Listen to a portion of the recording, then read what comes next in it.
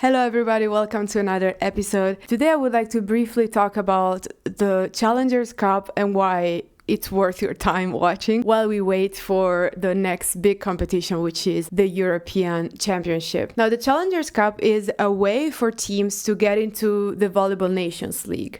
And this year I find it particularly interesting because we're going to have a big star in the women's selection, and that's Isabelle Haak of Sweden. Isabelle Haak is a superstar opposite, but she hasn't had the chance to show what she's worth in an international context yet, apart from the European Championship, because Sweden is not part of the Volleyball Nations League. How it works is direct elimination, and the participants are the host nation, in this case it's France, the top two teams from the European Golden League.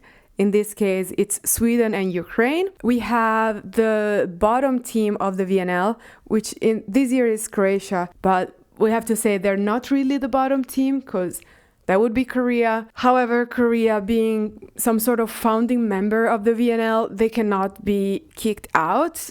In my opinion, that's just not fair because Korea haven't won any single game in the last two Volleyball Nations League, which just tells us they're not at the level, which is really a pity because they used to be. I don't know what's going on with Korean volleyball. They just don't have players at a high enough level. Apart from these teams, we have Vietnam.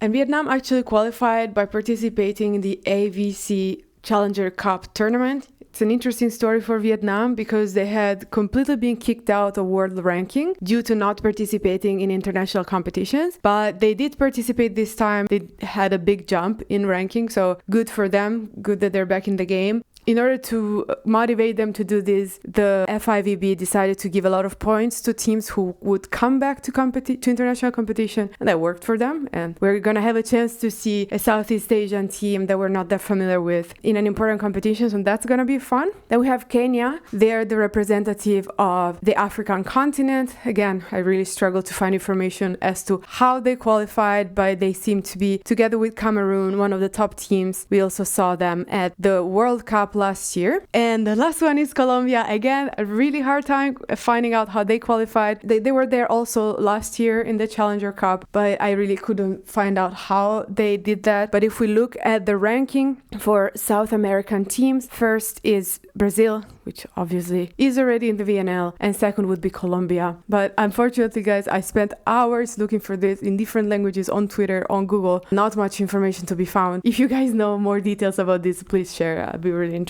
in that. So let's look a little bit at where to watch them, at the schedule. So we're gonna start out on the 27th of July at 5 p.m. It's gonna take place in France, as we said, in Laval. I'm gonna start out with the host nation against Vietnam. Interesting to see France play. France had a friendly game last year with Turkey where they were able to win at least one set from them. So it will be interesting to see how they do this year. They're definitely not at the level of the male team, but it would be great to see the feminine France team go up in ranking. And the second match we have on that day at 8:30 is Ukraine-Croatia. I personally don't know much about the Ukrainian team. Let's see. We know a little bit more about the Croatian team. They're gonna try to go back to the VNL. And the following day we have Mexico, Sweden at 5 p.m. and then finally Colombia, Kenya at 8:30. Whoever wins these two first rounds is gonna battle it out on the 29th, and then finally on the 30th we have the finals. So it's a really concentrated 4-game schedule with no breaks.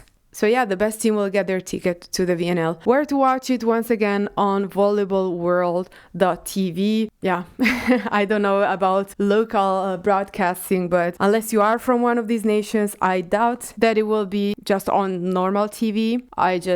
When the summer comes, I just subscribe to volleyballworld.tv because I spend so much time watching volleyball anyways. It's not so much worth it in the winter, but in the summer, yeah. It's my go-to subscription, honestly. Okay, guys, that's it. I'm gonna follow how the competition goes and report back on it. If you're interested, I will see you back on this channel. Thank you so much and see you next time.